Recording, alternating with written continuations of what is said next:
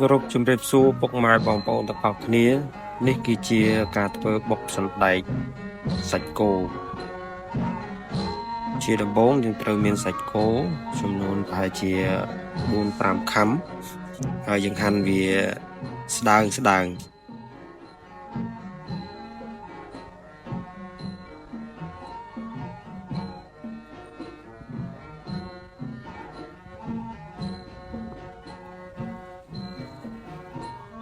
បន្ទាប់ពីហាន់សាច់គោហើយយើងយកសាច់គោនឹងទៅដាក់ក្នុងចានរួចច្របាច់ក្រូចឆ្មាច្របាច់ឲ្យច្រើនដាក់នៅក្នុងចានរួចយើងយកស្រោមដៃមកយើងថង់ដើម្បីច្បល់សាច់ឲ្យឆ្អិនយើងមើលថាសាច់គោយើងឆ្អិនហើយយើងស្រង់វាចេញដើម្បីពូតទឹកក្រូចឆ្មាហ្នឹងចេញឲ្យអស់បន្ទាប់មកយើងមានប្រហុកសាច់ច្រាំឲ្យម៉ត់ក៏បានប្រហុកត្រីក៏បានយើងដាក់ជាមួយទឹកក្រូចឆ្មាដែលយើងបានច្របាច់ហ្នឹងបន្ទាប់មកយើងមានស្ករក្រហមយើងដាក់មួយស្លាបព្រាមក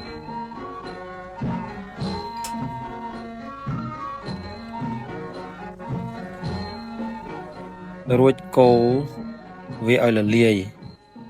អស់កូរវារហូតបន្ទាប់មកយើងថែមទឹកត្រីមួយស្លាបព្រា2ស្លាបព្រាប៊ីចេង2ស្លាបព្រាម្សៅស៊ុប1ចុងស្លាបព្រា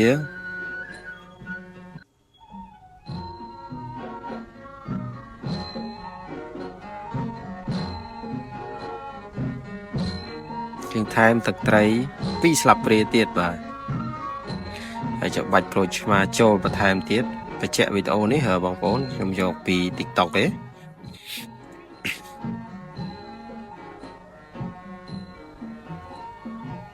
បន្ទាប់មក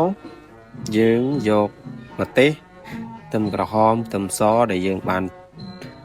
ឆ្អើរវាឲ្យវាឈ្ងុយយើងបុកឲ្យម៉ត់វាមិនម៉ត់ពេកទេហើយយើង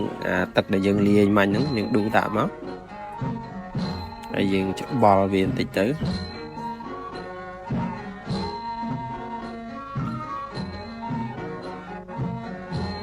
ហើយបន្ទាប់មកទៀតយើងយកបន្លែយើងដែលបានហាន់ហ្នឹងយើងបុកវាហើយយើងបុកវាកុំខ្លាំងពេកបុកមកឲ្យវាទ្រាំបានហើយ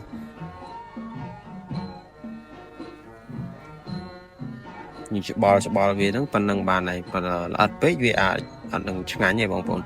ហើយបន្ទាប់មកយើងដាក់សាច់គោចូលហើយយើងជ្រុំវាទៀតយើងអត់អាចប្រើកម្លាំងបុកឲ្យវាល្អិតម៉ត់បានទេ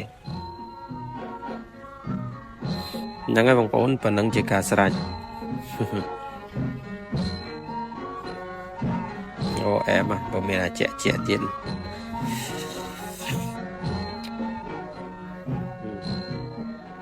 ហើយបន្ទាប់មកយើងដួសចេញមកបងប្អូនដួសចេញមានជីដាក់ជីមានអីដាក់អីថែមទៀតសណ្ដែកដីទៀតហើយដួសដាក់ចានហើយរួចរាល់ហើយបងប្អូនបាទយើងអាចបរិភោគបានបាទសូមអរគុណសម្រាប់ការទស្សនាវីដេអូមួយនេះ